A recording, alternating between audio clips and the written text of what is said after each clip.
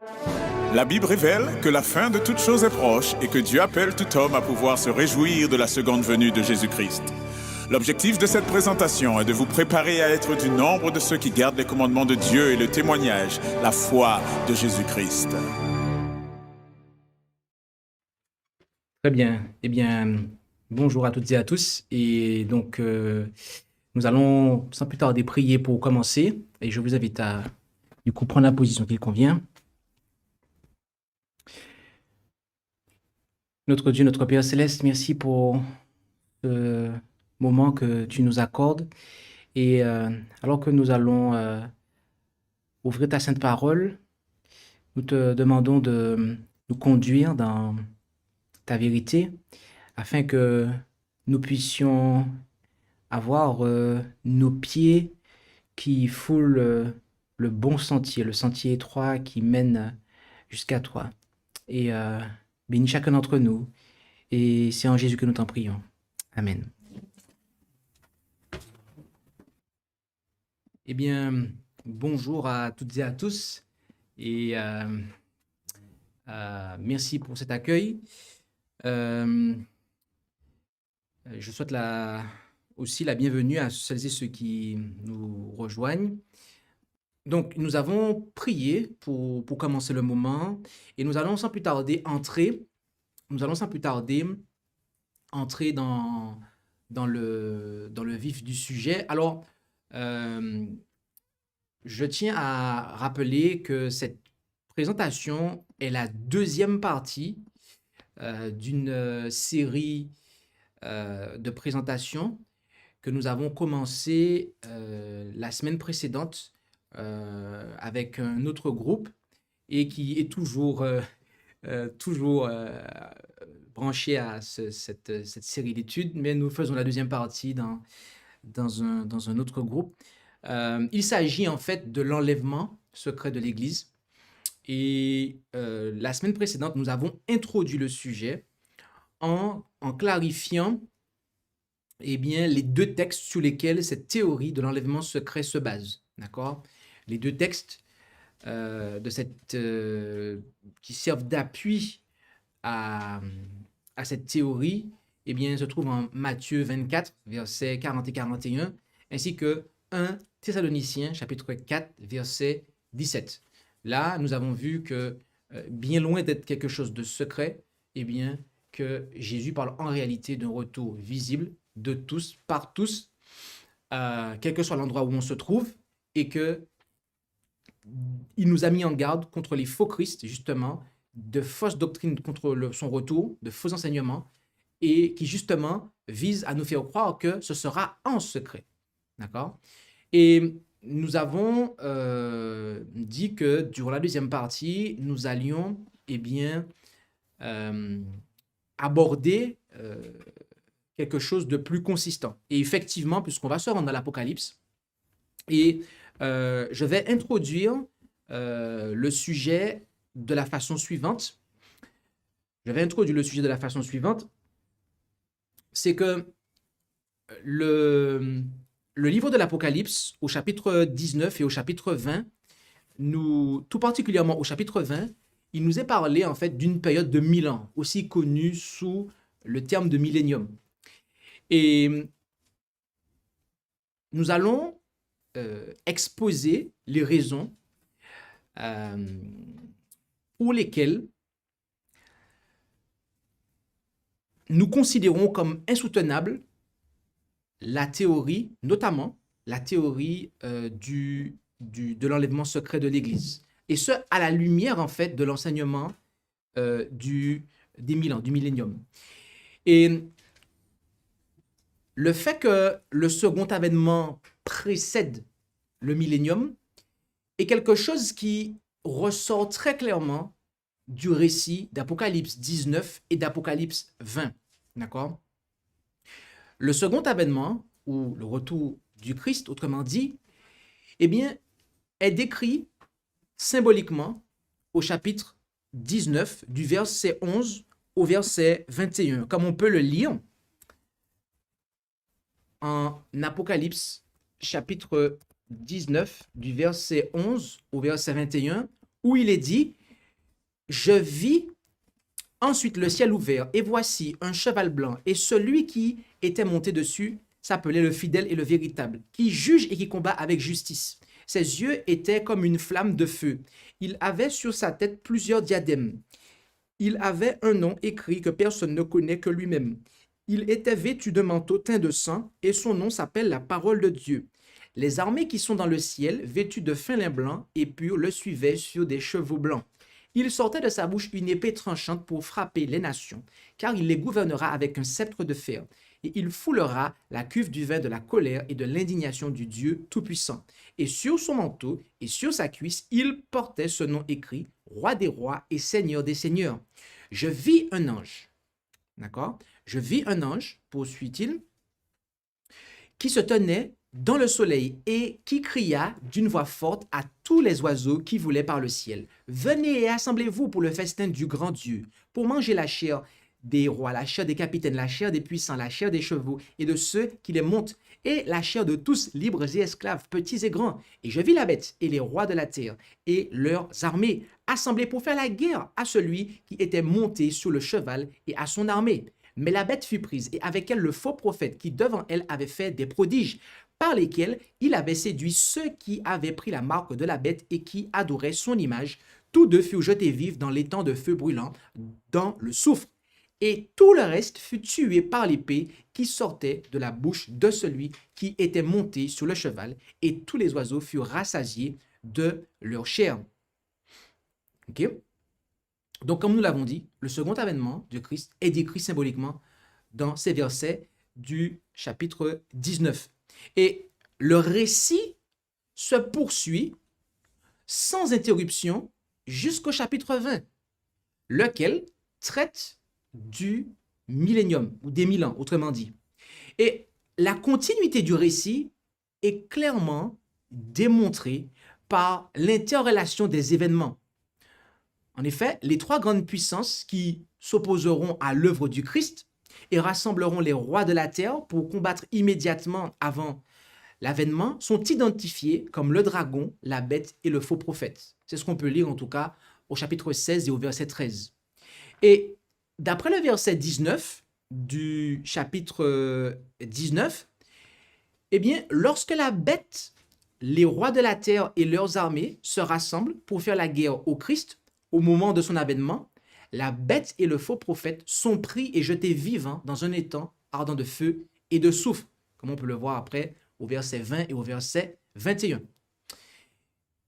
Le récit du chapitre 20, quant à lui, montre le sort du troisième membre du trio, le dragon, qui est saisi et jeté dans l'abîme où il y reste pendant 1000 ans. Et par conséquent, toute définition ou description du millénium doit se fonder sur le cadre de la doctrine des 1000 ans exposée au chapitre 19 et 20. Car c'est le seul passage de l'Écriture qui traite directement de cette doctrine. Et donc, ayant posé ainsi le cadre de cette étude, nous allons nous progresser dans un premier temps au sein de ce cadre. Le premier point que nous allons établir, c'est que les ennemis du Christ seront tués lors du second avènement. D'accord? Parce que dans la doctrine de l'enlèvement secret, selon cette théorie, eh bien, les méchants, en fait, resteront sur la terre.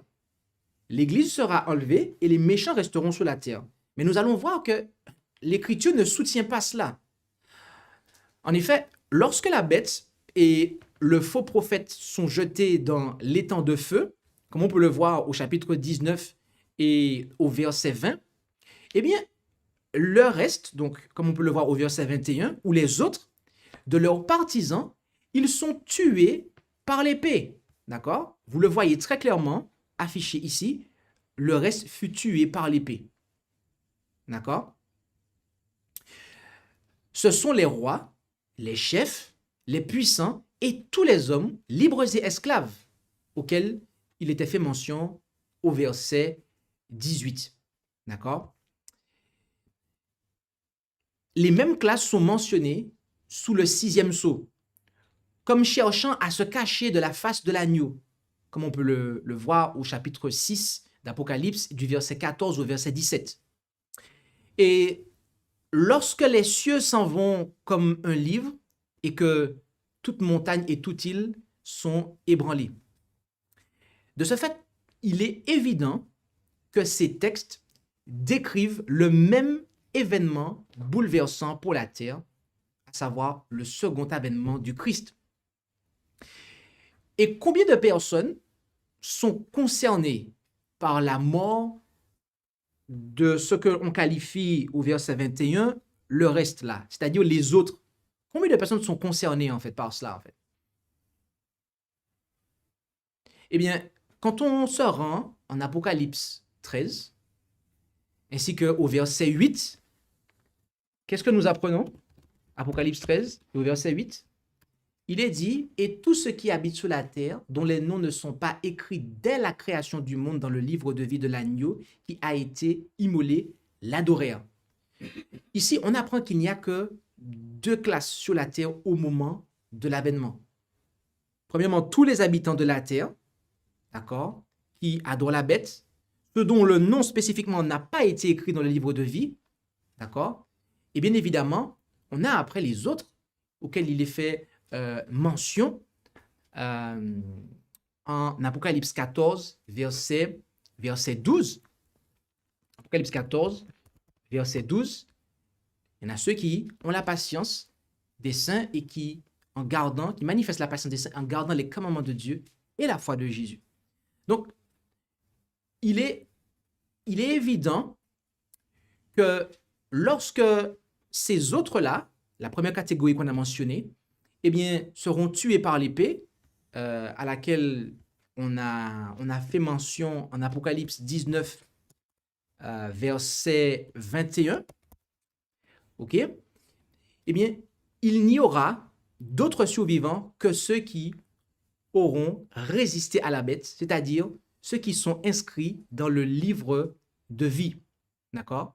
Il n'y aura d'autres survivants que ceux qui auront résisté à la bête, c'est-à-dire ceux qui sont inscrits dans le livre de vie. Et avant de mentionner que ce groupe entre dans son règne millénaire, en Apocalypse 20, verset 4, eh bien, Jean raconte comment le 3e grand ennemi, à savoir le dragon, commencera à recevoir son châtiment. Et là, on va s'intéresser au chapitre 20. On a considéré la dernière portion du chapitre 19, et là, on va lire Apocalypse 20. « Après cela, je vis descendre du ciel un ange qui avait la clé de l'abîme et une grande chaîne en sa main. Et il saisit le dragon, l'ancien serpent, qui est le diable et Satan, et le lia pour 1000 ans. Et il le jeta dans l'abîme et l'y enferma et mit un sceau sur lui, afin qu'il ne séduisît plus les nations jusqu'à ce que les 1000 ans fussent accomplis, après quoi il faut qu'il soit délié pour un peu de temps. » OK? Donc, notez ici que, contrairement à ce que beaucoup de personnes pensent, le diable, il est isolé sur la terre. En effet, le texte prend le soin de nous préciser dès le début qu'il y a un ange du ciel qui descend et qui a la clé de l'abîme. La clé de l'abîme, eh bien, ce terme-là, le terme grec qui est présent ici, il se retrouve dans la version grecque de l'Ancien Testament et c'est lui qui est employé lorsqu'on parle en Genèse que la terre était informe et vide. De l'abîme, c'est la même chose. Donc, à ce moment-là, on parle d'une terre qui est dévastée, dépeuplée en fait. Et c'est en ce que le diable est confiné, isolé sur la terre, eh bien, et qu'il se trouve dans cet abîme, cette terre désolée, dépeuplée, eh bien, c'est là qu'il est emprisonné en fait. D'accord? Et donc, voilà ce qui se passe. Ensuite, au verset 4, on voit, à partir de ce moment-là, on va avoir une autre séquence d'événements. Et le deuxième point que l'on va établir, donc après ce premier point, qui est que, premier point, qu'est-ce qui peut nous le rappeler? Les ennemis du Christ sont tués lors du second avènement, en fait. D'accord? Donc, il ne reste personne sur la terre. D'accord? Lorsque le Christ revient, une fois qu'il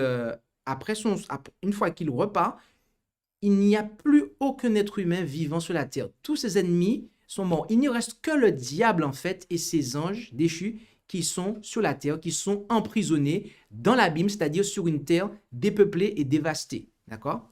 Voilà. Ça, c'est le premier élément, en fait. Le deuxième élément, c'est que les justes qui sont morts, ils vont ressusciter, en fait, au premier avènement, au retour de Jésus. Voilà le deuxième point qu'on va établir. La Bible nous parle de deux résurrections, d'accord? Et je précise en rajoutant, entre parenthèses, générale. Celle des justes et celle des injustes, lesquelles sont séparées par une période de 1000 ans. En effet, au verset 4, on va continuer l'étude. Et je vis des trônes sur lesquels s'assirent des saints, et il leur fut donné de juger. Je vis aussi les âmes de ceux qui avaient été décapités pour le témoignage de Jésus et pour la parole de Dieu, et ceux qui n'avaient point adoré la bête ni son image, et qui n'avaient point pris sa marque sur leur front ou à leurs mains. Et ils vécurent et régnèrent avec Christ 1000 ans. Donc, notez que ils vécurent et régnèrent avec Christ pendant 1000 ans. Et on nous dit, mais le reste, au verset 5, le reste des morts ne ressuscita point jusqu'à ce que les 1000 ans fussent accomplis. D'accord? C'est là la première résurrection. Alors, la dernière partie du verset 5 n'est pas à comprendre comme voulant dire que la première résurrection a lieu après les 1000 ans. D'accord? Il y a ici un problème de découpage, en fait, des versets. Il faut comprendre que c'est là la première résurrection. Et continue au verset 6. Heureux et saint celui qui a part à la première résurrection. La seconde mort n'a point de pouvoir sur eux, mais ils seront sacrificateurs de Dieu et de Christ et régneront avec lui pendant 1000 ans.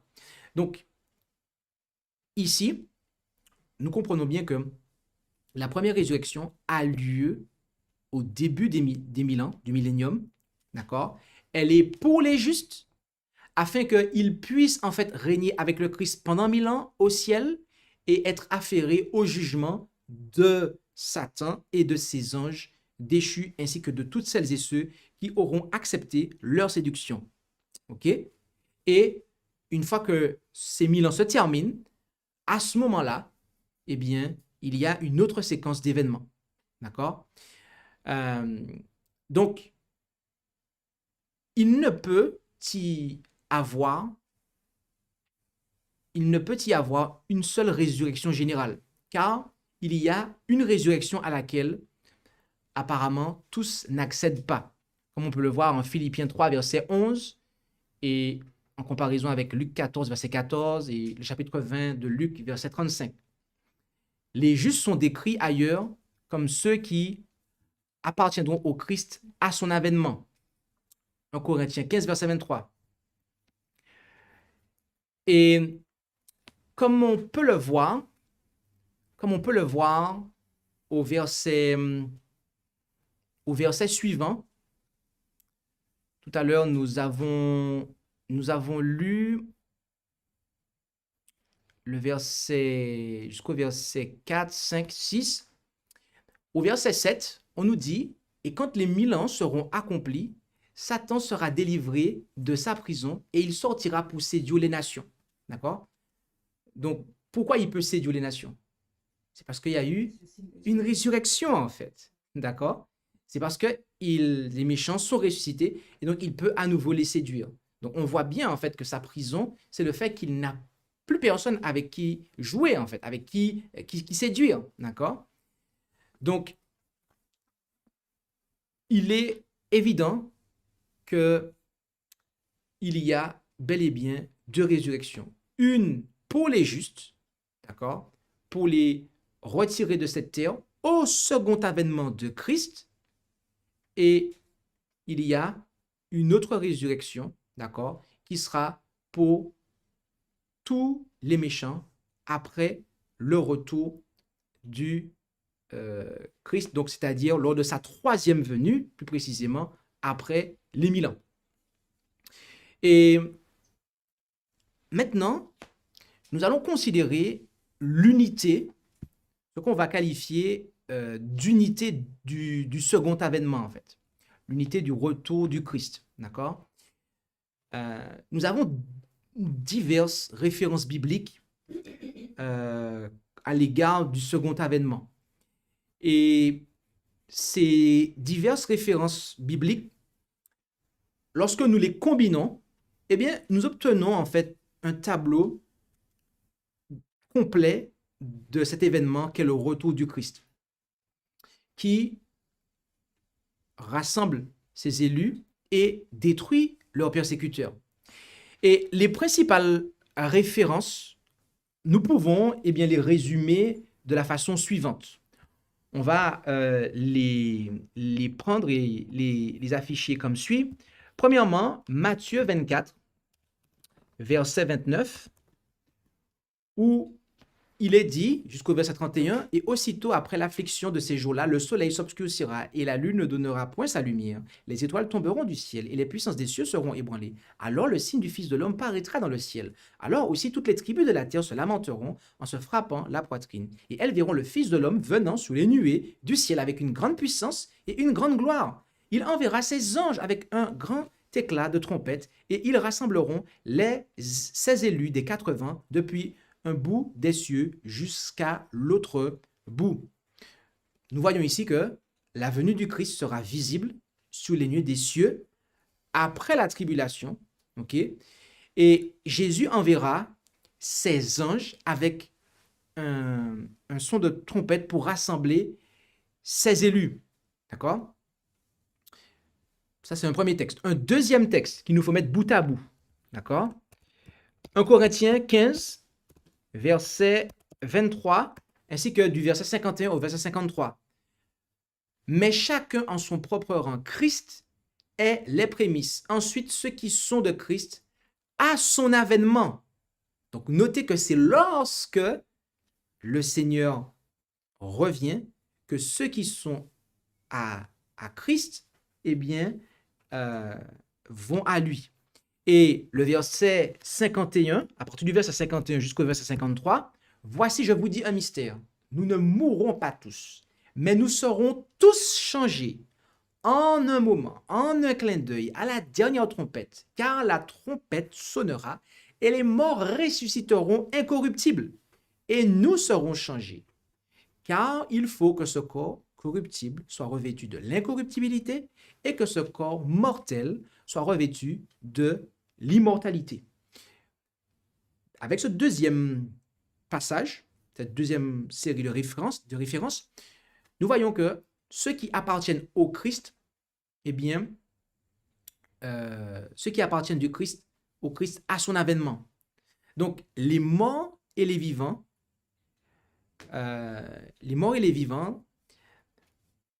reçoivent l'immortalité lorsque la trompette retentit. D'accord? Les morts, lorsqu'ils ressuscitent, ils sont ressuscités incorruptibles, et les vivants, ils sont transformés, ils reçoivent l'immortalité lors de la seconde trompette, au retour du Christ, à son avènement.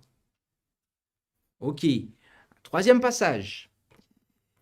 1 Thessaloniciens, chapitre 4, du verset 15 au verset 17, où nous lisons « Car nous vous déclarons ceci par la parole du Seigneur, que nous les vivants qui serons restés pour l'avènement du Seigneur, nous ne précéderons point ceux qui sont morts. Car le Seigneur lui-même descendra du ciel à un signal donné, à une voix d'archange et au son d'une trompette de Dieu, et les morts qui sont en Christ ressusciteront premièrement.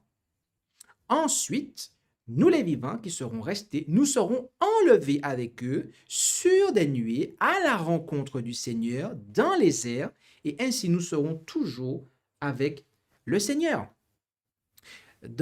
Avec ce troisième passage, nous voyons que le Seigneur descend avec la trompette de Dieu pour ressusciter et emmener ceux qui sont morts en Christ, ainsi que ceux qui sont vivants et qui sont sous la terre jusqu'au jour de sa venue. Cela a lieu au jour de sa venue, mes amis. Encore une fois, ils sont enlevés sur les nuées à la rencontre du Seigneur dans les airs pour être toujours avec le Seigneur.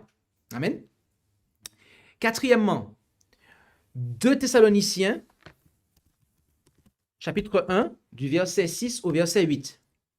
2 Thessaloniciens, chapitre 1, du verset 6 au verset 8, où il est dit « Car il est juste devant Dieu qu'il rende l'affliction à ceux qui vous affligent, et le repos avec nous, à vous qui êtes affligés, lorsque le Seigneur Jésus apparaîtra du ciel avec les anges de sa puissance. » Verset 8. « Dans un feu flamboyant, pour exercer la vengeance contre ceux qui ne connaissent point Dieu et qui n'obéissent pas à l'évangile de notre Seigneur Jésus-Christ. » Nous voyons ici, avec cette quatrième référence, que le repos de l'Église face à la persécution survient lorsque le Christ apparaît du ciel avec ses anges puissants dans un feu ardent pour punir ceux qui n'obéissent pas à l'Évangile.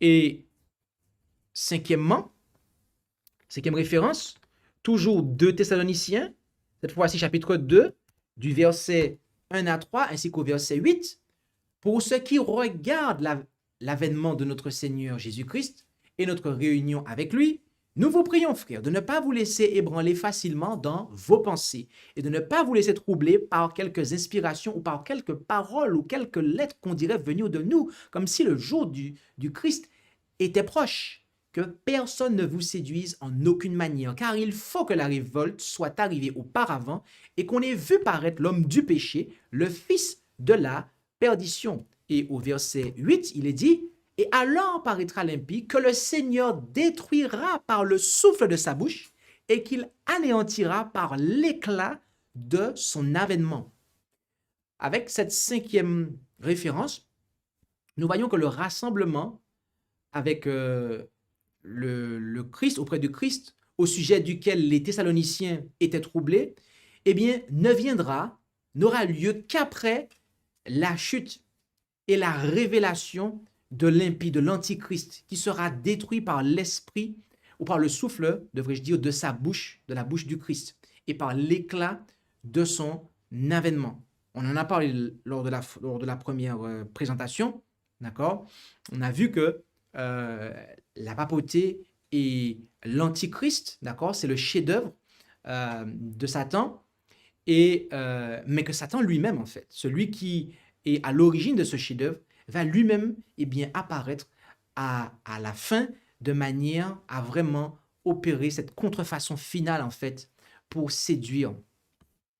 Sixièmement, en Apocalypse, chapitre 1, verset 7, nous lisons « Voici, il vient sous les nuées, et tout œil le verra, ceux mêmes qui l'ont percé, et toutes les tribus de la terre se frapperont la poitrine devant lui. Oui, Amen. » Avec cette sixième référence, nous voyons que la venue du Christ se fera sur les nuées et sera visible de tout œil, par tous et de tout œil. D'accord? Maintenant, septièmement, on va prendre Apocalypse 14 et on va lire à partir du verset 14. Apocalypse 14, à partir du verset 14, où il nous est dit ce qui suit. Je regardais encore, et voici, il y avait une nuée blanche, et sur la nuée, quelqu'un assis qui ressemblait au Fils de l'homme, ayant sur sa tête une couronne d'or et en sa main une faux tranchante. Et un autre ange sortit du temple, criant d'une voix forte à celui qui était assis sous la nuée, jette ta faux et moissonne, car le temps de moissonner est venu, parce que la moisson de la terre est mûre. Alors celui qui était assis sous la nuée jeta sa faux sous la terre, et la terre fut moissonnée. Et un autre ange sortit du temple qui était dans le ciel, ayant aussi une faux tranchante. Et il sortit de l'autel un autre ange qui avait pouvoir sur le feu, et il cria d'un grand cri à celui qui avait la faux tranchante, et lui dit, jette ta faux tranchante, et vendange les grappes de la vigne de la terre, car les raisins en sont mûrs.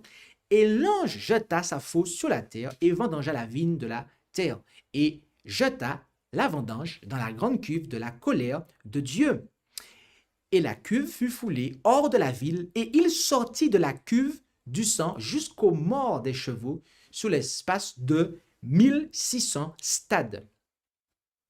Bien-aimés, avec cette septième référence, nous voyons que lorsque le Christ revient, eh bien, il récolte une double moisson. Du verset 14 au verset 16, nous avons la moisson des justes, et du verset 17 jusqu'à la fin du chapitre, la moisson des injustes. D'accord? Huitièmement, on va prendre et on va faire référence, en tout cas simplement, parce qu'on l'a déjà lu, mais Apocalypse 19, du verset 11 jusqu'à la fin du chapitre, qu'est-ce qui se passe? Pour ceux qui ont suivi la lecture tout à l'heure, on voit que le Christ revient et ses adversaires, ceux qui s'opposent à lui, en ce qu'ils ont persécuté son peuple, ils sont éliminés en fait. Et après, au chapitre 20, du verset 1er jusqu'au verset 6, eh bien là, on voit ce qui se passe pour le diable. Et après, du verset 1 à 3, et du verset au verset 4, on nous parle en fait des élus qui règnent avec lui pendant 1000 ans, et on nous parle après des résurrections. D'accord? Ok. Donc, huitièmement, donc, d'Apocalypse 19, verset 11, jusqu'à Apocalypse 20, verset 6, avec cette huitième référence, lors de sa venue, symbolisée par un guerrier accompagné des armées du ciel, le Christ jette la bête qui persécute son peuple, ainsi que le faux prophète dans l'étang de feu, et tue le reste de ses ennemis avec l'épée qui sort de sa bouche. Laquelle est-ce? Sa parole. Amen. Et un ange va alors lier Satan. Et les fidèles, morts et vivants, d'accord, les morts ressuscités et les vivants, eh bien, ils sont alors récompensés. En ce cas, ils règnent avec le Christ pendant 1000 ans. Et voyez-vous, voilà les 8 références bibliques que nous prenons que nous pouvions prendre par rapport au retour du Christ. Et avec ces 8 références-là, d'accord, nous voyons en fait qu'elles s'accordent pour décrire le retour du Christ comme étant quelque chose de glorieux. Ces références bibliques, bien-aimées, s'accordent pour décrire le retour glorieux du Christ comme un événement unique et visible. Elles montrent que cet événement unique accomplira, premièrement, le rassemblement des saints immortels de la terre pour être avec lui, évidemment dans les demeures célestes, à l'endroit que le Christ est allé préparer pour eux, comme on peut le voir en Jean 14, versets 2 et 3. Et deuxièmement, la mise à jour des persécuteurs et de la dernière génération avec tous les injustes par la gloire dévorante de sa venue. Okay? Il est donc évident qu'au début du millénium, des 1000 ans, tous les êtres humains auront été soit amenés au ciel, dans l'immortalité, soit laissés morts sur la terre désolée. Et c'est ce dépeuplement de la terre qui lie Satan, comme on a lu en Apocalypse 20, versets 1 et 2. Satan est alors, dans ces conditions-là, incapable d'atteindre les rachetés qui sont au ciel, loin de lui, et impuissant de tromper ses propres sujets humains puisqu'ils sont morts. Il doit, eh bien, être sans activité de séduction pendant 1000 ans. Il est alors lié. Et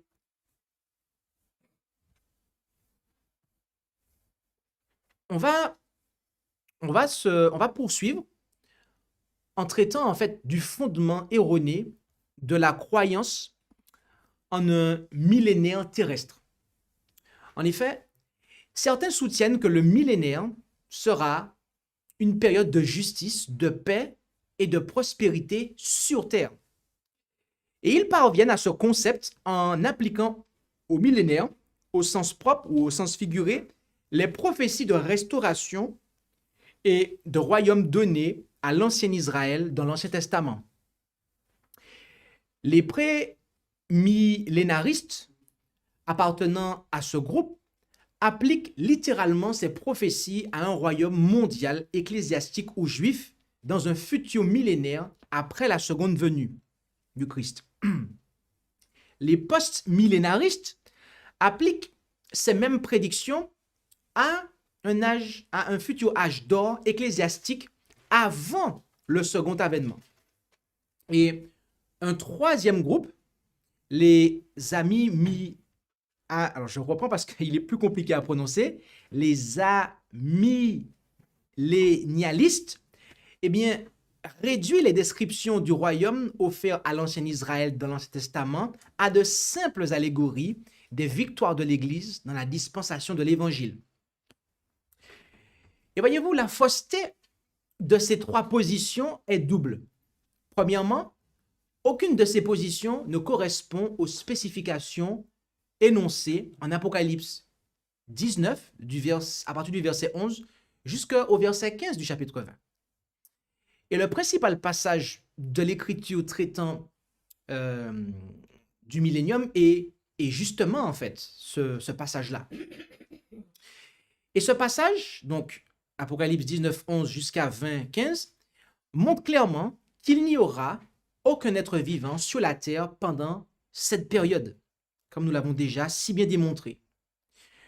Le millénium ne peut donc pas être une période de justice, de paix et de prospérité sur la terre.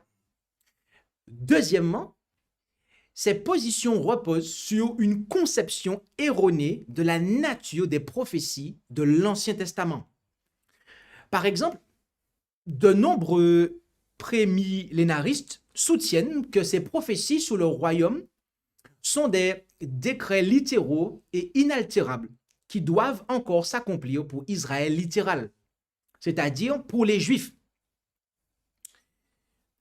Et cette croyance erronée a donné naissance à un système connu sous le nom de futurisme, qui, au lieu de considérer l'Église chrétienne comme l'héritière des promesses faites à Israël, considère l'ère chrétienne comme une parenthèse dans la prophétie, c'est-à-dire comme remplissant le vide jusqu'à ce que les anciennes prophéties concernant Israël s'accomplissent littéralement dans l'avenir.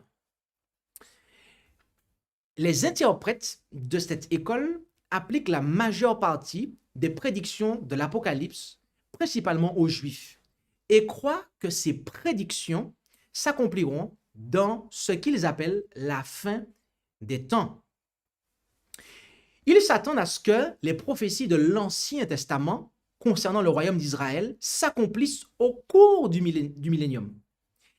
Ils divisent l'histoire sacrée en dispensations ou périodes dans lesquelles l'âge de l'Église est considéré comme une dispense de grâce intermédiaire entre les âges juifs de la loi passés et futurs. Cette division en dispensations exige logiquement un enlèvement avant la tribulation, afin de retirer les saints de la terre avant la période de la tribulation juive. Et ces interprètes soutiennent en outre que les Juifs survivants accepteront le Christ lorsqu'il apparaîtra sous les nuées après la tribulation. Alors que les nations survivantes, eh bien, ou devrais-je dire, à ce moment-là, avec les nations survivantes, ils entreront dans le millénium et, tout en étant encore mortels, vivront sur terre partiellement transformés. Et à ce moment-là, d'après ce point de vue toujours, les Juifs, oui, merci, les Juifs jouiront d'une longue vie, mais aussi du royaume davidique ou davidien restauré, d'un temple restauré et d'un système sacrificiel commémoratif de la loi, du sabbat, de la domination politique du monde, de l'application de la règle de fer du Christ sur les nations soumises, mais finalement rebelles. Tout cela dans un royaume millénaire terrestre, tandis que les chrétiens régneront avec le Christ dans l'immortalité. Et il y a quelques principes d'interprétation prophétique de l'Ancien Testament qui sont négligés par ceux qui réservent les prophéties du royaume de l'Ancien Testament aux Juifs à une époque future. Premièrement, c'est que les promesses faites à l'ancien Israël étaient conditionnelles. Dieu a toujours dit, si vous obéissez, vous serez pour moi un trésor particulier par-dessus tous les peuples. En effet, on peut voir ça en Exode 19, verset 5, où il est dit, maintenant donc, je l'affiche, si vous obéissez à ma voix et si vous gardez mon alliance, vous serez aussi d'entre tous les peuples mon plus précieux joyau, car toute la terre est à moi. Donc notez bien la condition en fait. Si vous m'obéissez. Et il y a encore d'autres textes comme ça que je vais citer juste pour vous. Deutéronome 7, chapitre 8, du chapitre 27 à 30, Jérémie 18, versets 6 à 10, etc. Deuxièmement, la nation d'Israël n'a pas rempli les conditions et a donc perdu leur royaume ainsi que les promesses. Lorsque le Christ, qui est le fils de David, nous dit l'Écriture, est venu et que la nation juive a rejeté son roi, elle a alors perdu le royaume. En effet, on peut voir ça en Matthieu 21, verset 43, où il est dit, c'est pourquoi, et je l'affiche, c'est pourquoi je vous dis que le royaume de Dieu vous sera ôté et qu'il sera donné à une nation qui en rendra les fruits. Donc, il est évident que la nation d'Israël n'a pas rempli les conditions et a de ce fait perdu le royaume et les promesses. Troisièmement, l'Église chrétienne, l'Israël spirituel autrement dit, est maintenant l'héritière des promesses. En effet, l'échec de l'Israël littéral ne signifie pas que la parole de Dieu n'a pas eu d'effet. Comme Paul le dit en Romains 9, verset 6. Lorsque l'Israël national a été coupé, comme des branches mortes de la vraie souche d'Abraham, le véritable Israël était alors le reste juif fidèle qui a accepté le Messie. Et à ces chrétiens juifs ou d'origine juive, se sont ajoutés les chrétiens d'origine païenne, greffés sur la souche originelle. L'arbre comprend donc maintenant les enfants spirituels d'Abraham, à savoir l'Église chrétienne. Est-ce que ça vous l'avez bien compris ça? Paul parle en fait de ces choses en Romains 9, verset 6. Il dit, ce n'est pas que la parole, et je l'affiche, ce n'est pas que la parole de Dieu a failli, car tous ceux qui descendent d'Israël ne sont pas d'Israël. D'accord? La parole de Dieu n'a pas failli. Mais l'Écriture nous parle après, et Paul, il parle en fait des Juifs, d'accord? Et alors, il y a eu une erreur, excusez-moi. Il parle en fait que l'Israël a été coupé et que les païens vont être ajoutés. Lorsqu'il parle en fait que les païens vont être ajoutés, ils seront ajoutés à l'Israël, aux chrétiens d'origine juive, c'est-à-dire à Paul, à Pierre, à Jean, qui étaient des convertis de Jésus, au message de Jésus, mais d'origine juive en fait. Donc il ne s'agit pas en fait de l'Israël dans son ensemble, des apostats qui ont rejeté le Christ. Pas du tout en fait. D'accord? En aucune manière. Et donc voilà. Et il y a en fait d'autres passages qui en font référence, Galates 3, verset 16 et du verset 26 au verset 29. D'accord? Paul dit que tout Israël sera sauvé, en Romains 11, verset 26. Mais il précise très clairement que tout Israël ne signifie pas tous les Juifs. D'accord? Il exclut les simples enfants de la chair et n'inclut que les enfants de la promesse. Comme on peut le voir en Romains 9, versets 6 à 8. Ce n'est pas que la parole de Dieu est faillie, car tous ceux qui descendent d'Israël ne sont pas d'Israël. Pour être la postérité d'Abraham, ils ne sont pas tous ses enfants. Mais il est dit, en Isaac sera une postérité de ton nom. C'est-à-dire que ce ne sont pas les enfants de la chair qui sont enfants de Dieu, mais ce sont les enfants de la promesse qui sont réputés être la postérité.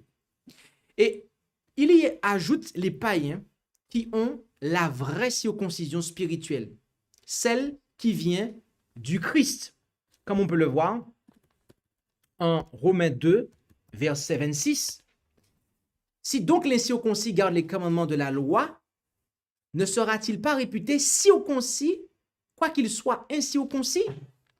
Et au verset 28, car celui-là n'est pas juif qui ne l'est qu'en dehors, et la circoncision n'est pas extérieure en la chair, mais celui-là est juif qui l'est au-dedans, et la circoncision est celle du cœur, selon l'esprit, et non selon la lettre. Et la louange de ce juif ne vient pas des hommes, mais de Dieu. Amen. Et en Colossiens 2, verset 11, en lui aussi, vous avez été circoncis d'une circoncision faite sans main, en dépouillant le corps des péchés de la chair, ce qui est la circoncision de Christ. Il est dit spécifiquement que les non-juifs sauvés par la grâce du Christ ne sont plus étrangers à la communauté d'Israël et aux alliances de la promesse, mais ils sont citoyens, comme on peut le voir en Éphésiens 2, verset 8. D'accord? Et on peut, jusqu'au verset 22 d'ailleurs. Si vous lisez Éphésiens 2, du verset 8 à 22, vous allez voir, ok, où il parle qu'on est sauvé par la grâce, par le moyen de la foi, et cela ne vient pas de vous, c'est le don de Dieu. Et il continue, d'accord? Et il explique que les païens convertis, eh bien, deviennent citoyens des saints. Ainsi, bien-aimés, dans l'Israël spirituel, il n'y a ni juif, ni grec, mais dans le Christ, tous sont un, comme on peut le voir en Galates 3, verset 28. Il n'y a plus ni juif, ni grec, il n'y a plus ni esclave, ni libre, il n'y a ni homme ni femme, car vous êtes tous un en Jésus-Christ, etc. Paul applique à toute la race, les chrétiens juifs et païens, la promesse du royaume. Pierre cite presque mot pour mot le passage de Exode 19, versets 5 et 6, qui promet à Israël le statut de peuple élu, de nation sainte, de royaume, de sacrificateur, et l'applique aux chrétiens non juifs. Cela montre qu'il considère l'Église chrétienne comme étant l'héritière du statut spécial détenu autrefois par Israël qui fut désobéissant à Dieu. Jean utilise à 2 reprises une phrase qui semble faire allusion à ce même passage de l'Exode, un royaume de sacrificateurs, comme on peut le voir en Apocalypse 1 et 2 et Apocalypse 5, verset 10. Et lorsqu'il cite ces passages, cela montre qu'il fait une application similaire de cette promesse de royaume à l'Église. Non seulement à la future Église triomphante, mais aussi aux chrétiens d'Asie mineure. Et pour d'autres exemples d'applications inspirées dans le Nouveau Testament de certaines promesses et prophéties d'Israël à l'Église, eh bien, vous pouvez voir Acte 2, versets 16 à 21, Acte 13, verset 47, ainsi que le chapitre 15, versets 13 à 17. Et quatrièmement, et nous allons conclure sur cela, eh bien, les prophéties littérales, à l'origine, peuvent s'accomplir spirituellement pour l'Israël spirituel à notre époque et de manière transcendante dans le monde à venir. Je reprends. Les prophéties littérales, à l'origine, peuvent s'accomplir spirituellement pour l'Israël spirituel à notre époque et de manière transcendante dans le monde à venir. Les applications du Nouveau Testament montrent que les prophéties données littéralement à l'ancien Israël peuvent avoir un accomplissement non littéral pour l'Église dans les nouvelles conditions de l'ère chrétienne et un accomplissement final dans les éléments de la mortalité dans le royaume éternel. Donc, voilà comment nous concluons en fait cette étude où nous avons vu, si je résume, que la compréhension, la juste compréhension du millénium ou des 1000 ans qui nous apprend laquelle est que durant les 1000 ans, il n'y a aucun être vivant en fait sur la terre, eh bien, ne permet pas d'asseoir l'enseignement du retour de l'enlèvement secret de l'Église qui se ferait en fait à un moment ou un autre quelconque durant cette période de 1000 ans, parce que, tout simplement, il n'y a pas d'être vivant, d'être humain vivant, d'une manière ou d'une autre, sur la terre à ce moment-là. Satan est lié en ce qu'il n'y a plus personne sur lesquels exercer ses séductions. Et donc, voilà, on a clarifié l'aspect des résurrections et l'aspect de l'unité de l'enlèvement du retour du Christ. Et on a aussi présenté le caractère erroné de la croyance en un millénaire terrestre. Okay? Donc, nous avons ainsi, je dirais, nous clôturons en fait cette série de présentations qui se sera déroulée sur deux études, une série de 2 études. Et donc, si vous avez des questions, n'hésitez pas à pouvoir les poser, car c'est le moment justement pour cela.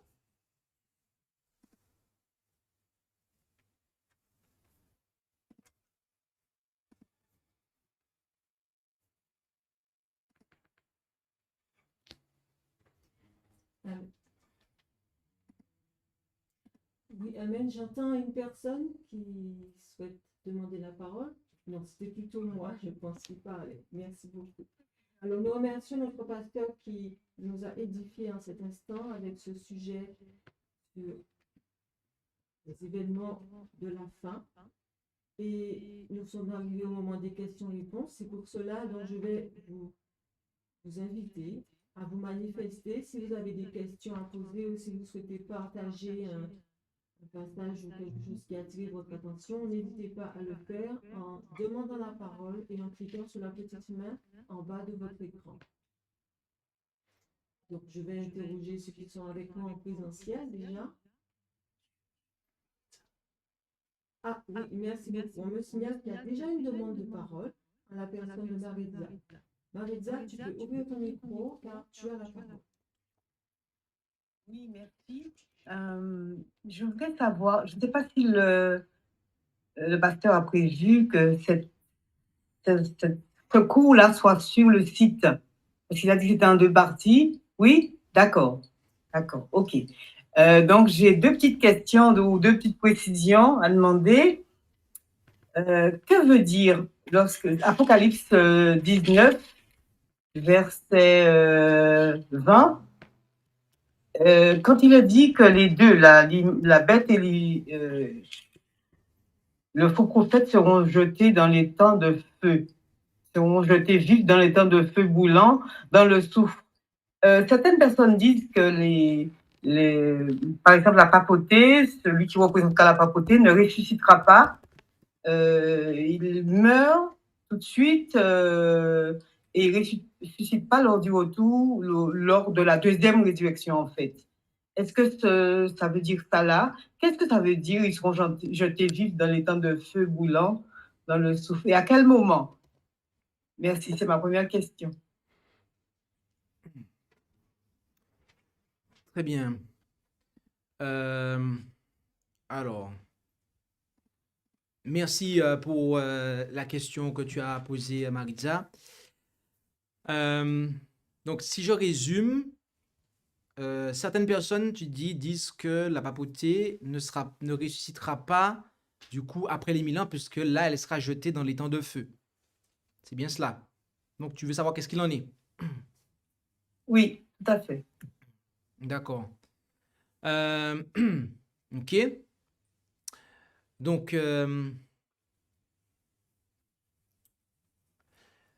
les temps de feu est une expression qui apparaît, comme tu l'as dit, à la fois au chapitre 19 et au verset 20. Donc, elle apparaît premièrement au verset 20 du chapitre 19, mais aussi au verset 10 du chapitre 20. D'accord? Au verset 10 du chapitre 20, où il est dit, et le diable qui les séduisit fut jeté dans l'étang de feu et de soufre, où sont la bête et le faux prophète, et ils seront tourmentés jour et nuit au siècle des siècles. D'accord?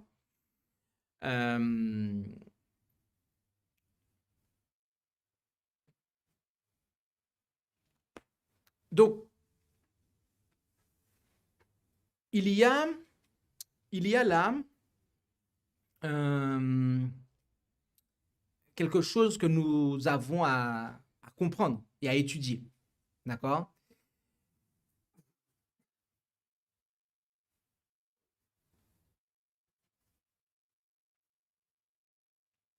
Ce qui est logique de conclure, eh bien, c'est qu'il y a en fait, comme le texte le dit ici,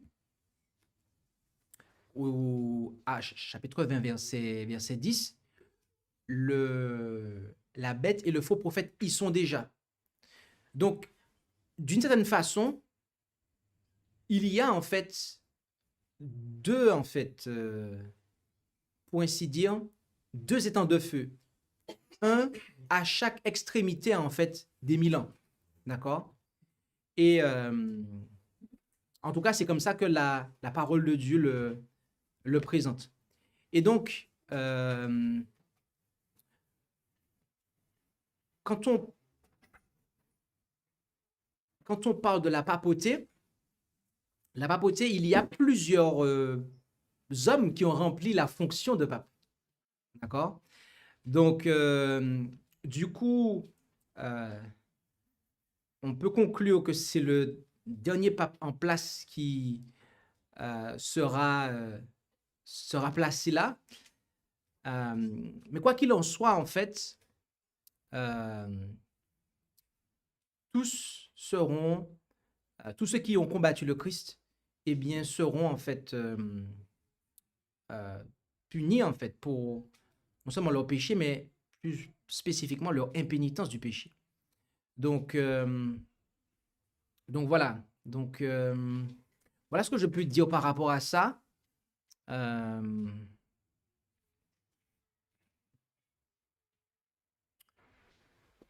Pour l'instant. Alors, Oui. oui, alors je remercie Jean-Christophe pour la réponse qu'il a apportée à Maritza. Et Maritza, est-ce que tu veux nous dire si tu as reçu une réponse à ta question, si tu veux ajouter autre chose? Tu as la parole.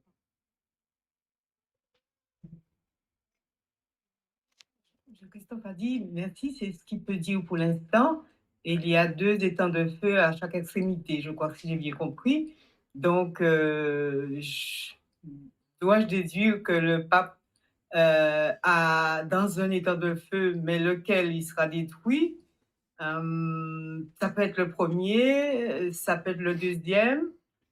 Donc, mais comme il dit que c'est pour l'instant, il y a des études à faire alors là-dessus, plus poussées. Donc, s'il le faut, j'attendrai, je chercherai de mon côté aussi, j'attendrai le moment où ça sera le mieux précisé, si j'ai bien compris. Merci. Ok, alors en fait, ce que j'ai précisé, c'est que il y en a deux en fait. Un au début, un à la fin. Maintenant, après, quand on parle de la papauté, on fait allusion à une fonction. Ok, il y a plusieurs individus en fait qui ont occupé cette fonction. Maintenant, ma question était de savoir lequel des papes sera jeté. Il serait logique de conclure que ce sera le pape qui sera en place, la papauté qui sera en place. Maintenant, on peut le voir comme ça, c'est-à-dire l'individu. On pourrait aussi voir que c'est l'institution, en fait, en tant que telle, qui est détruite. Mais quoi qu'il en soit, en fait, il faut comprendre que la bête, voilà, sera jetée dans les temps de feu, c'est-à-dire détruite pour toujours. Et donc voilà, donc du coup, c'est ce que j'ai voulu exprimer tout à l'heure.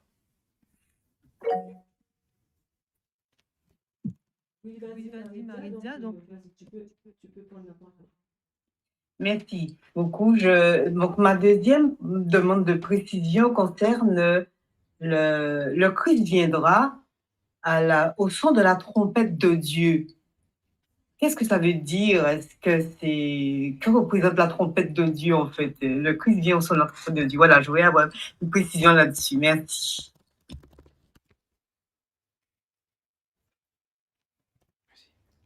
Alors, Marie-Dia, merci pour ta question. En attendant la réponse du pasteur, est-ce que tu peux préciser le verset concernant la trompette de Dieu?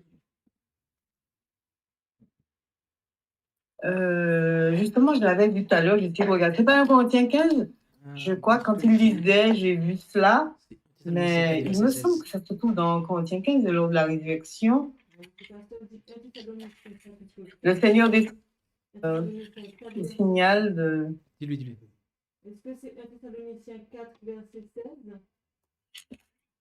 16? Je regarde. Ce n'est pas ce que dit le verset 16. Le verset 16, je vous en supplie donc, soyez mes imitateurs. Non. 1 Thessaloniciens, chapitre 4, verset 16. Thessaloniciens, chapitre 4, verset 16.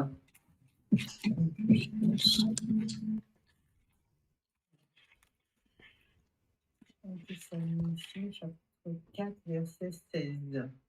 J'ai chapitre 3. 1 Thessaloniciens, pardon. 1 Thessaloniciens, chapitre 4. C'est la trompette de Dieu. Voilà, c'est ça. C'est ça.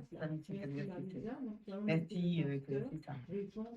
Est-ce que c'est la voix de Dieu là? C'est Jésus qui vient, donc c'est pas lui. La trompette, c'est pas lui qui la joue. Pas lui, mais on dit au son de la trompette de Dieu. Est-ce que c'est la trompette de Dieu? C'est sa voix qui demande à Jésus de venir. Voilà, c'est ça, je fais une précision. Merci.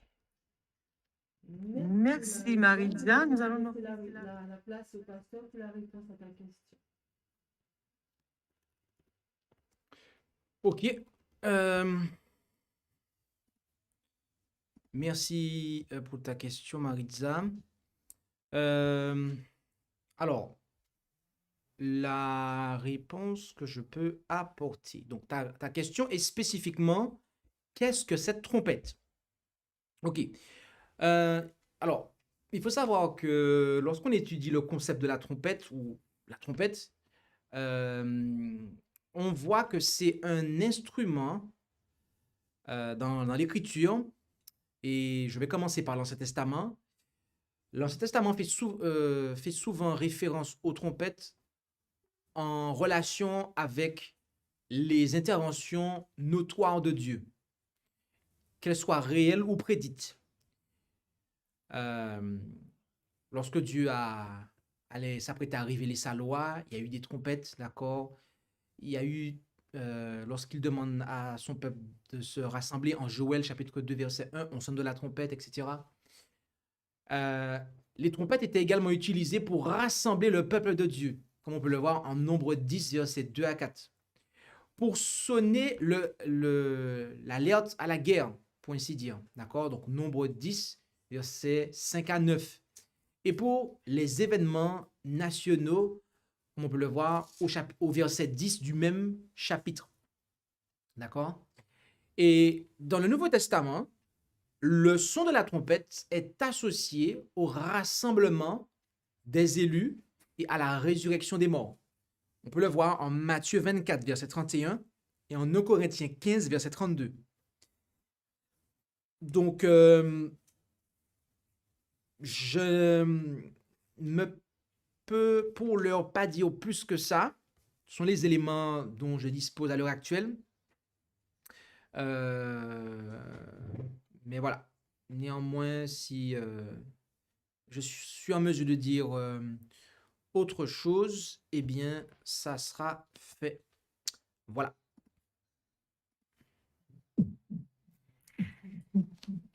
Merci Jean-Christophe pour la réponse que tu as apportée. Maintenant, est-ce que Marisa, tu veux confirmer, soit oralement, soit dans le chat, si tu as bien reçu réponse à ta question? Oui, il a donné les informations pour l'Ancien Testament et pour le Nouveau Testament.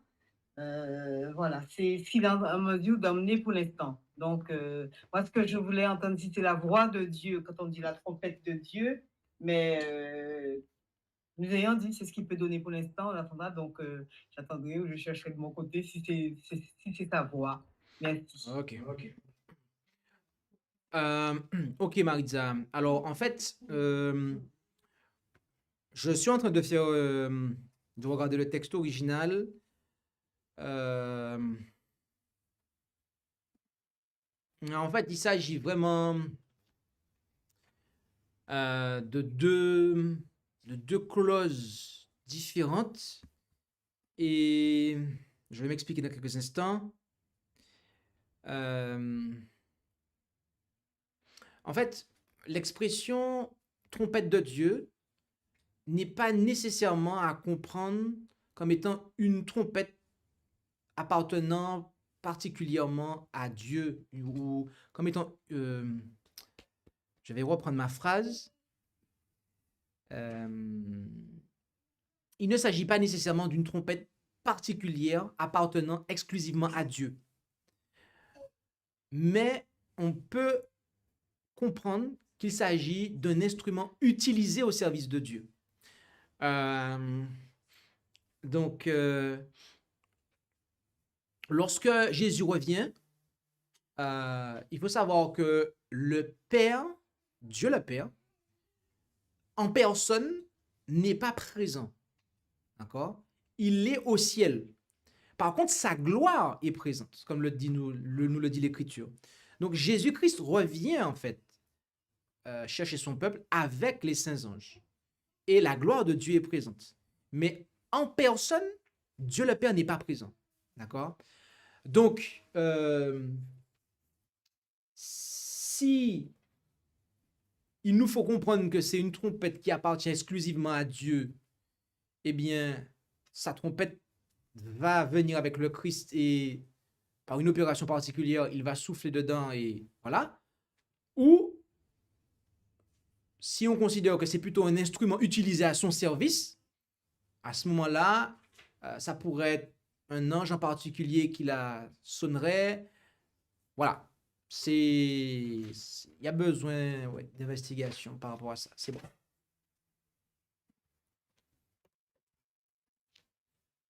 Oui, alors merci à Jean-Christophe pour la réponse qu'il a apportée. Marie-Dia, est-ce que tu peux confirmer si tu as maintenant tous les éléments nécessaires pour ta compréhension du passage? pour les différentes informations qu'il donne. Tout à fait. Merci beaucoup. Merci à toi. Merci à toi. Merci à toi, Gabriel. Pardon, merci à toi, Marie-Claire. Excusez-moi. Maintenant, je vais prendre une dernière intervention du côté de l'Île-de-France et après, je vais passer la parole au groupe de Tours pour d'éventuelles questions. Alors, une question du côté de Moïse.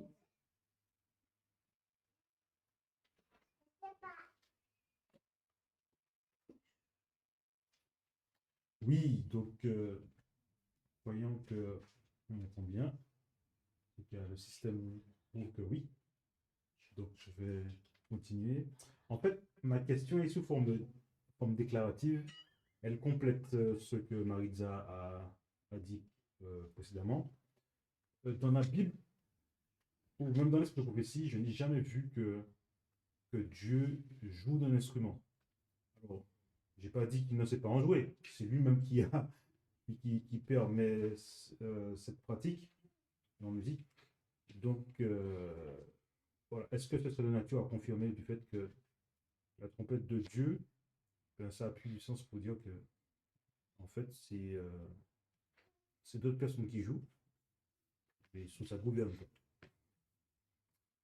C'est tout pour moi.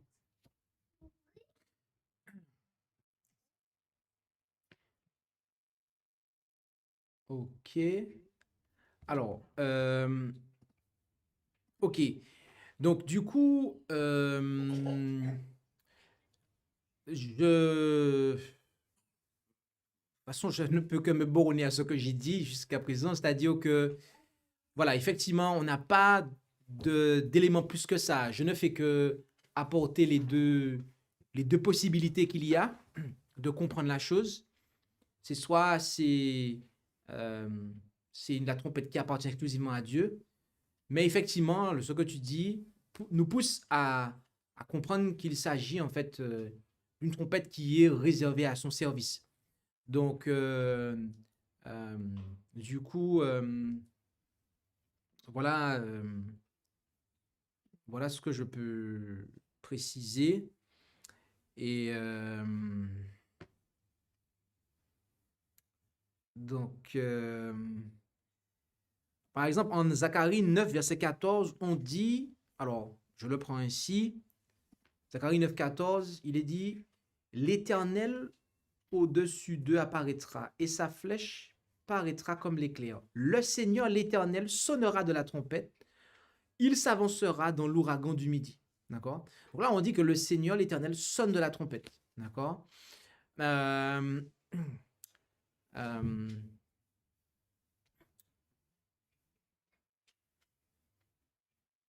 Et si on va plus loin, on sait qu'on voit en Apocalypse chapitre 1 verset 10, on dit que je fus saisi par l'Esprit le jour du Seigneur et j'entendis derrière moi une voix forte comme le son d'une trompette. Et on sait que quand il se retourne, qu'est-ce qu'il voit? C'est le Christ. Donc en fait, on voit en fait, on peut comprendre que celui qui sonne de cette trompette, c'est le messager, parce que Dieu a dit que écoute la voix de l'ange que j'envoie devant toi, mon nom est en lui. Donc, lorsqu'on parle de l'Éternel, à certains moments, en fait, celui qui fait directement l'action ou qui fera directement l'action, c'est le messager, donc c'est Christ, la parole de Dieu. Et en parlant, eh bien, sa voix résonne comme une trompette. Donc, du coup, ce que l'on peut comprendre, je dis bien ce que l'on peut aussi comprendre, c'est que en 1 Thessaloniciens, c'est qu'en 1 Thessaloniciens 4, verset 16, lorsqu'il est dit, car le Seigneur lui-même apparaîtra à un signal donné, à la voix d'un archange et au son de la trompette, on peut voir que ces deux expressions, à la voix d'un archange et au son de la trompette, c'est deux expressions similaires en fait. On pourrait comprendre que la voix du Christ résonnerait comme celle d'une trompette en fait. Mais ça encore, c'est une une interprétation qui peut se tenir parce que quand Jean entend le Christ, il entend une voix qui est semblable à celle d'une trompette. Donc, il y a aussi ça en fait. Donc, du coup, voilà ce que je peux dire. Merci Jean-Christophe pour la réponse apportée. Alors, je vais tourner vers Moïse pour demander est-ce que tu as reçu réponse à ta question? Oui. Donc, oui. Donc, c'était une question d'appui, mais je suis d'accord avec tout ce qui a été dit. Merci beaucoup Moïse. Alors maintenant, je vais passer la parole au groupe de tour pour des questions.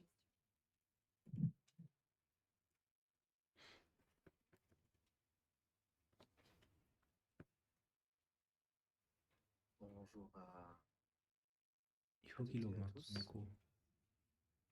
Moi, je n'entends pas bien. Il faudrait que... Alors, on n'entend pas très bien le groupe de tour. Est-ce que tu peux Ah, augmenter le volume du T'as pas le micro? micro. Ansli, si tu peux augmenter ton micro, ton volume d'entrée, s'il te plaît, parce qu'on t'entend pas, on t'entend très faiblement en fait.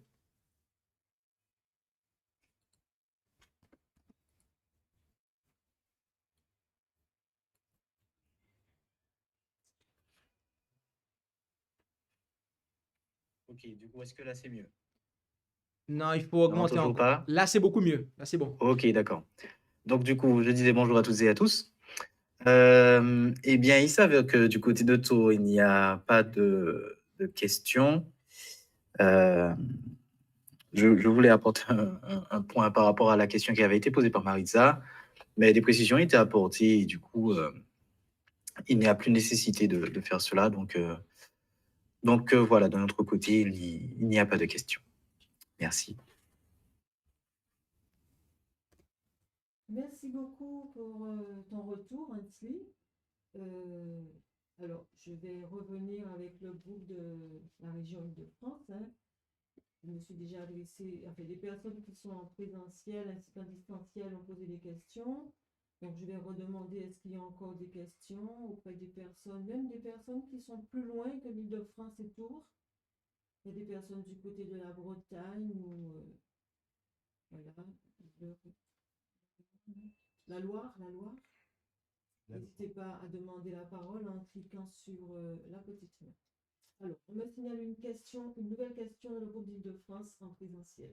Je vais donner la parole à Aurélie. Ok. Du coup, j'espère qu'on m'entend bien. Alors en fait, ma question, c'est de savoir si lorsque dans le livre d'Apocalypse, lorsque Jean voit les anges et les entend parler, que ce soit par exemple pour le message des trois anges, là, par exemple, sortez de Babylone, mon peuple, ou encore adorer celui qui a fait le ciel, la terre, la mer et les sources d'eau. Est-ce que en fait c'est symbolique ou est-ce que c'est quelque chose qui va vraiment arriver lors des derniers temps en fait? Est-ce qu'on va vraiment entendre des anges dire ça et les voir ou est-ce que c'est juste symbolique? Voilà. Ok, merci pour ta question, Aurélie. Alors, en fait, il faut savoir que nous vivons à l'époque du message des trois anges. D'accord? Donc, cela s'est produit. Maintenant, il y a deux niveaux d'application. Le premier niveau, c'est de réaliser que le mot ange vient de angelos qui signifie messager. Et parfois, cela est appliqué à des hommes, en faisant référence au messager que Jean envoyait à Jésus lorsqu'il était en prison. Les évangiles utilisent le mot angelos. D'accord? Donc, nous pouvons comprendre que les anges sont ici un symbole de messager qui annonce la parole de Dieu.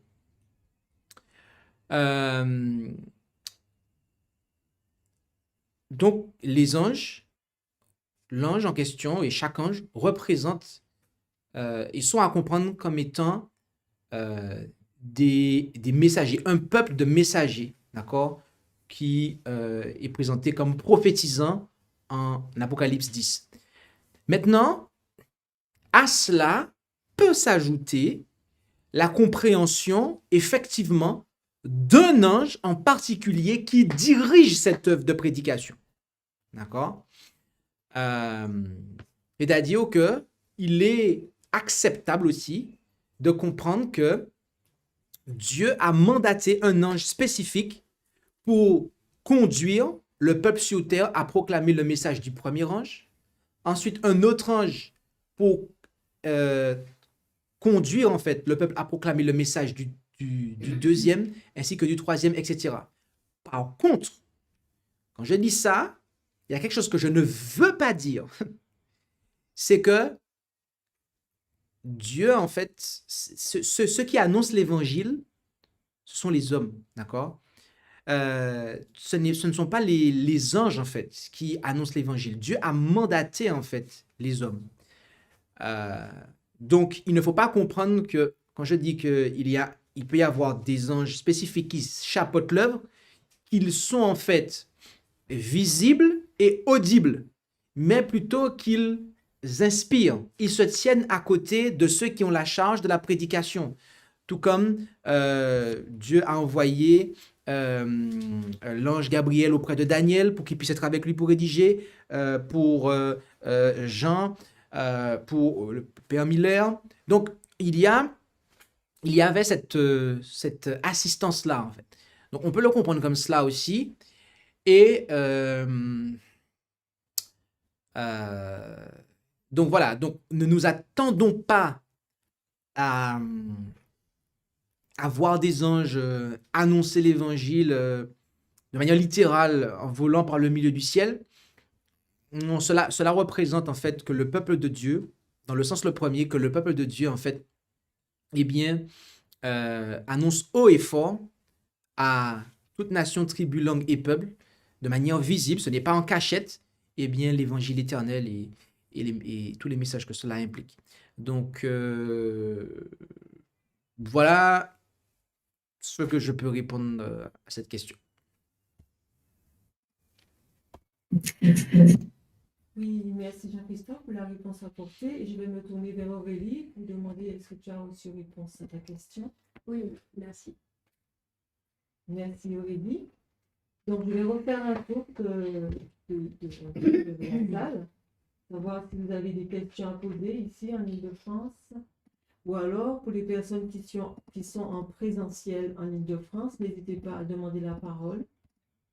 Que vous soyez jeune ou moins jeune, ou très jeune, n'hésitez pas. La parole est à vous en cliquant sur la petite main levée en bas de l'écran.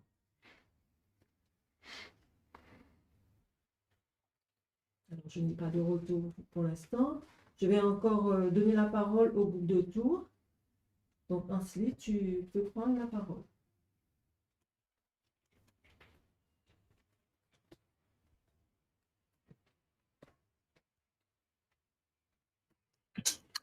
Oui, eh bien, toujours le même statut, effectivement. Du côté de Tours, il n'y a pas de questions pour le moment. Merci. Merci pour ton retour. Alors, nous avons une demande de parole du côté de Maritza. Vas-y, Marie.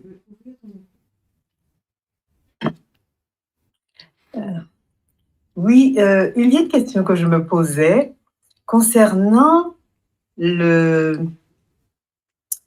moment de la résurrection des morts, donc lors du retour de Jésus, je me demande s'il n'y a pas quelque chose qui se passe, en fait, pour ceux qui seront restés vivants avant la résurrection ou pendant la résurrection des morts. Ce que je veux dire, Jean-Christophe a dit tout à l'heure, ils recevront tous l'immortalité. Les morts et les vivants recevront l'immortalité au retour de Jésus. Est-ce que la glorification ou quelque chose d'autre ne se passera pas d'abord pour ceux qui resteront vivants, puisque ce sera un peuple spécial. Est-ce qu'il n'y a pas quelque chose qui se sera passé, puisqu'apparemment ils n'auront plus de péché. Donc, est-ce qu'ils ne seront pas glorifiés même avant que Jésus ne ressuscite les morts? C'est une question que je me suis posée par rapport à ce que j'ai lu et par rapport au verset. Il faudrait que je le retrouve. Donc voilà, c'est ce que je veux savoir. Est-ce que tout est fait pour les deux groupes en même temps? Ou est-ce que ceux qui sont demeurés vivants vivent déjà quelque chose de particulier avant, notamment la glorification? Voilà, merci.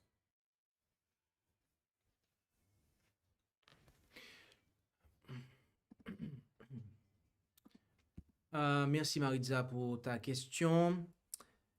Alors, je vais me baser sur l'écriture pour dire quelque chose. Donc, Paul déclare en 2 Corinthiens 15, verset 51, voici, et je vous dis un mystère, nous ne mourrons pas tous, mais nous serons tous changés. Et ça, c'est ce qu'il dit au verset 51. Et il continue au verset 52, en un instant, en un clin d'œil, à la dernière trompette. D'accord? La trompette sonnera et les morts ressusciteront incorruptibles. D'accord?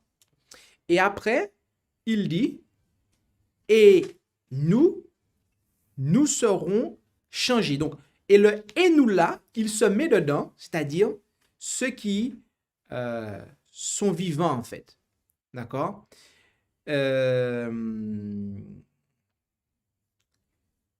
Puisqu'il dit, et voici, je vous dis un mystère, nous ne mourrons pas tous.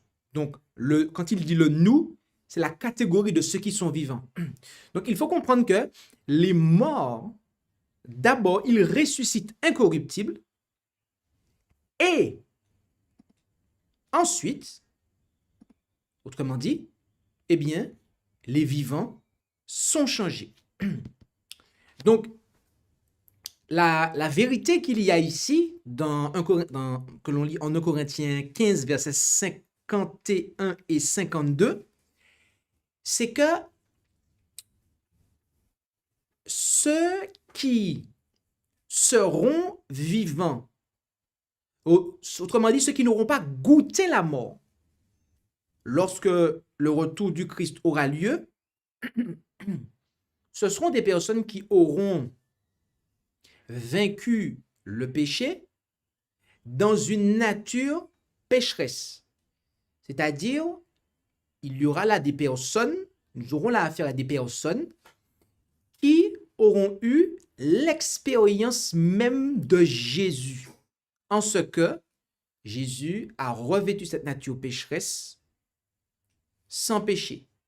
Alors lui, c'est sans jamais péché, mais ce peuple-là, il aura péché, mais il aura été racheté par Jésus, pardonné par Jésus, purifié par Jésus, et à tel point qu'il est capable de vivre dans cette nature pécheresse comme Jésus sans péché.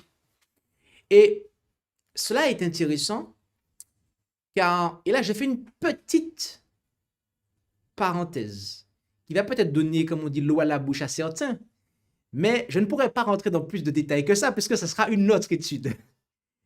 Néanmoins, la Bible nous parle de deux résurrections. La résurrection des justes et la résurrection des injustes.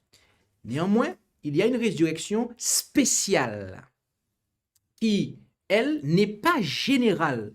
Les deux résurrections sont générales. D'accord? Elles concernent la globalité des justes, premièrement, au début du millénium, et deuxièmement, à la fin du millénium, la globalité des injustes.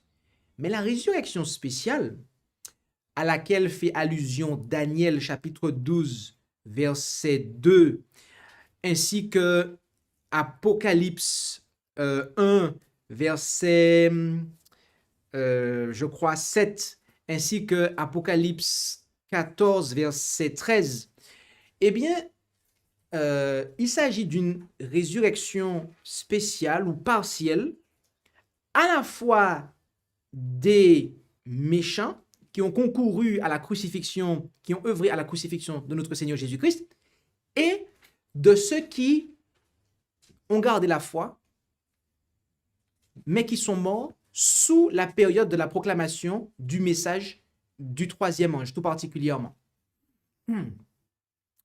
Et, et le fait est que les méchants qui ressusciteront, tous ceux qui ont concouru à la crucifixion de Jésus-Christ, ils ressusciteront en fait non glorifiés. Ils remonteront de la tombe comme ils sont descendus en fait, avec leurs défauts de caractère, tout ça, etc., leur même nature pécheresse, mais avec leurs défauts de caractère. Par contre, les justes de cette résurrection partielle qui ressusciteront, eux, ils sortiront de la tombe avec cette nature pécheresse, mais ils auront en fait vaincu le péché. C'est pour ça que Dieu pourra les ressusciter en fait sans danger qu'ils ne pêchent, puisqu'ils auront déjà vaincu le péché en fait. Vous comprenez ça? Ils auront déjà vaincu le péché. Donc, c'est quelque chose qui est c'est quelque chose qui est important, d'accord? Il est important de comprendre. Donc, en résumé, que l'on reste vivant ou que l'on meurt sous le message des trois anges, fidèlement parlant, dans les deux cas, on sera amené à être témoin du retour de Jésus. Et pour cela, il y a une préparation qui est nécessaire, c'est d'avoir remporté la victoire sur le péché. Donc,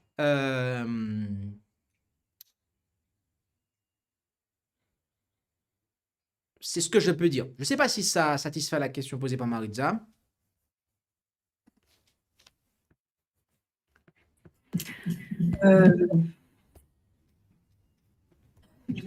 Maria, est-ce que tu peux répondre et dire si tu as reçu réponse à ta question, s'il te plaît?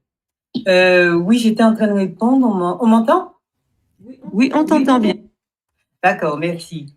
En fait, si j'ai bien compris, oui, il se passera, les deux seront immortalisés, les deux groupes. Mais ceux qui seront restés vivants, ou la résurrection spéciale, ils ressusciteront sans péché. Mais moi, la question que je me posais, est-ce que, en fait, je pensais même pas à la résurrection spéciale, mais je pensais à tous ceux qui seront vivants au moment où Jésus reviendra. Est-ce que ceux-là n'auront pas subi quelque chose de particulier, enfin subi entre guillemets, n'auront pas quelque chose de particulier que les autres, ceux qui vont ressusciter, n'auront pas encore? Mais, je pense évidemment, ils seront sans péché, mais est-ce que leur glorification ne se fera pas avant ceux qui sont morts? Mais j'ai entendu la réponse de Jean-Christophe, donc voilà. Mais je me posais cette question parce que j'ai eu l'impression qu'il y a une petite différence à faire entre ceux qui sont morts et ressuscitent et ceux qui sont vivants lorsque Jésus reviendra. Mais peut-être que je me trompe. D'accord, voilà. Merci, c'est ce que je voulais préciser. C'est clair, je n'ai pas d'autres précisions à apporter. Bon. Merci beaucoup pour la réponse que tu as apportée, Maria. Et effectivement, j'ai été interpellée aussi par ce point que tu as souligné et qui montre la nécessité et l'importance de la préparation de celui qui veut faire part à la première résurrection. Il y a une préparation qui précède cette venue de Christ. Et du coup, je vais enchaîner en disant que nous avons bien compris qu'il y a eu une première venue de Jésus quand il est venu sur la terre en tant que bébé, qu'il a grandi, qu'il a vécu parmi les hommes. Il y aura une deuxième venue, telle que nous attendons tous, et une troisième venue après les 1000 ans. Voilà, donc ce sont des choses qui ont attiré mon attention dans cette étude de cet après-midi. Donc, je vais faire reposer une dernière fois la question à chacun avant de passer à la clôture de ce moment. Est-ce qu'il y a encore des questions, des points que vous aimeriez éclaircir sur cette étude de cet après-midi, tant que ce soit dans le groupe d'Île-de-France, en distanciel ou en présentiel, ainsi que du côté du groupe de Tours. Et pour cela, je vais passer la parole à Antli. J'ai déjà une réponse dans le chat, le groupe de Tours, qui me prévient qu'il n'y a pas d'intervention du côté de Tours. Et du côté de la Bretagne ou pays de la Loire, est-ce qu'il y a une intervention? Non, je ne vois pas de retour, donc je comprendrai que tout a été clair pour chacun, que nous avons bien compris l'étude biblique de cet après-midi. Nous allons maintenant remercier le pasteur pour cette étude qu'il nous a apportée et les réponses qu'il a apportées pour éclaircir ces différents points dans l'esprit de chacun ici. Et nous allons maintenant, je vais vous inviter à passer à notre moment. Merci à procéder à la clôture de ce moment et remercier à nouveau le pasteur qui nous a conduits pendant ce moment. Et c'est lui aussi qui va nous inviter à la prière de clôture.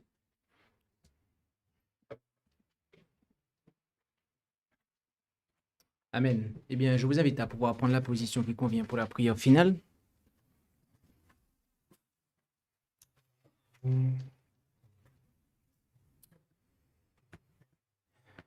Et prions. Notre Dieu, notre Père Céleste, merci pour ce moment que nous avons passé dans l'étude de ta parole. Et nous avons pu voir à quel point il ne fait aucun doute que le retour de ton Fils, notre Seigneur et Sauveur Jésus-Christ, sera visible et que c'est à ce moment-là que tu viendras chercher ton Église. Pas avant, pas après. Et ceux qui seront, et spécifiquement, pas pendant le millénium comme on l'a vu aujourd'hui, car si, nous ne sommes pas prêts avant que ne commencent les 1000 ans, nous serons perdus pour l'éternité. Alors, aide-nous à nous défaire de toute conception de ta parole qui a pour objectif de nous conforter dans un état de non-préparation, qui a pour objectif de nous tromper quant à la préparation adéquate que nous devons avoir pour cet événement glorieux. Bénis chacun d'entre nous et nous t'en prions ainsi dans le beau nom et par les mérites de Jésus. Amen. Merci d'avoir écouté cette présentation avec intérêt. Pour plus d'informations, consultez notre site internet lereste.org et suivez-nous sur Facebook ainsi que sur YouTube à @lereste. Vous pouvez aussi nous contacter par email à info@lereste.org ou par téléphone au +33 6 12 60 13 69.